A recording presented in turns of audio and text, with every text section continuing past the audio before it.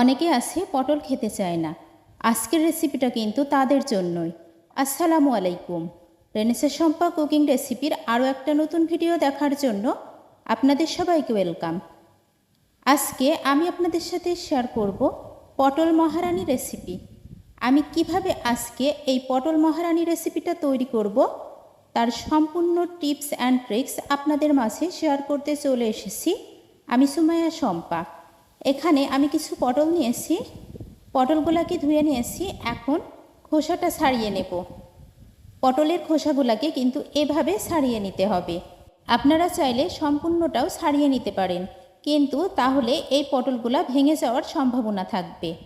এখন আমি চাকু দিয়ে প্রত্যেকটা পটল এভাবে করে নেব, যাতে পটলের মধ্যে মশলাগুলো প্রবেশ করতে পারে। আপনারা যারা যারা আমার রেসিপিটি দেখতেছেন কিন্তু এখনও লাইক দেন নাই, যদি আমার রেসিপিটি ভালো লেগে যায় অবশ্যই লাইক দিয়ে দেবেন। চলে আসলাম মূল রেসিপিতে। চুলায় আমি একটা কড়াই বসিয়ে দিয়েছি। গরম কড়াইয়ে 2 টেবিল চামচের মতো সরিষার তেল দিয়ে নিলাম। এবার আমি পটলগুলোকে দিয়ে নেব। পটলগুলোকে ভেজে নিতে হবে। আমি কিভাবে পটলগুলোকে ভেজে নেব সেটা অবশ্যই আপনাদেরকে দেখিয়ে দেব। যারা যারা আমার চ্যানেলটি সাবস্ক্রাইব করেছেন সবাইকে অসংখ্য অসংখ্য ধন্যবাদ। আর যারা এখনও সাবস্ক্রাইব করেননি, যদি আমার ভিডিও দেখতে দেখতে ভালো লেগে যায় অবশ্যই চ্যানেলটি সাবস্ক্রাইব করে আমার পাশেই থেকে যেতে পারেন। পটলগুলোকে ভাজতে ভাজতে আমি একটা মশলা রেডি করে নেব।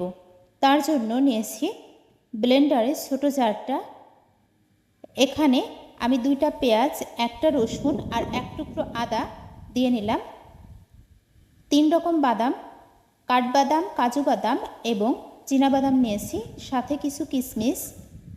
সেগুলোকে আমি ব্লেন্ডারের জারে দিয়ে নিলাম।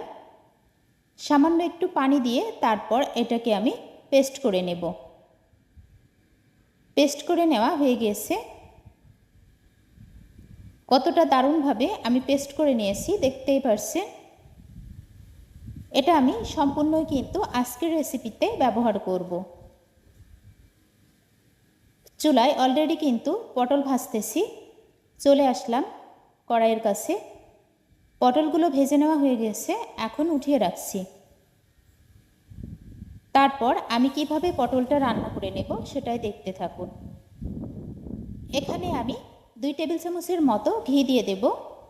ঘি দিয়ে কিন্তু আমি এই পটলটা রান্না করব, তাহলে এর টেস্টটা অনেক বেশি দারুণ আসবে। আপনারাও চেষ্টা করবেন ঘি দিয়ে এই পটলটা রান্নার জন্য।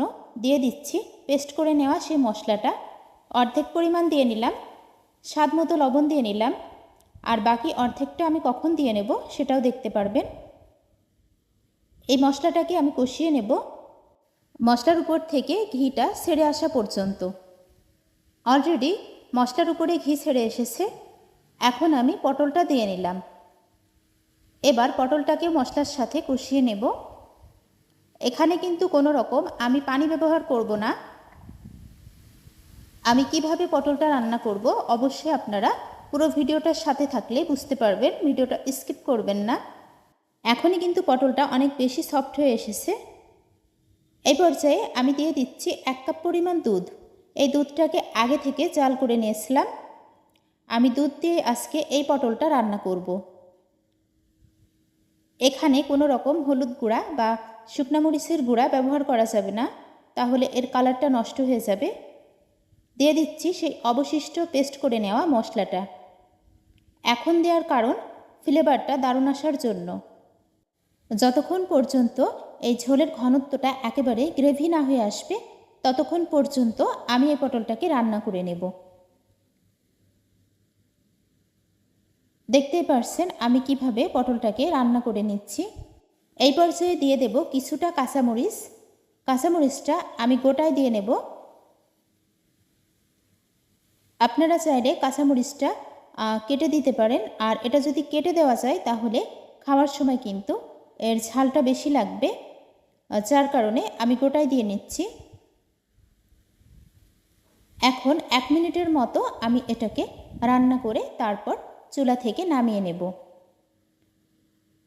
আমার আজকের এই পটল মহারানি রেসিপিটা আপনাদের কাছে কেমন লেগেছে সেটা কিন্তু কমেন্ট বক্সে জানাতে ভুলবেন না।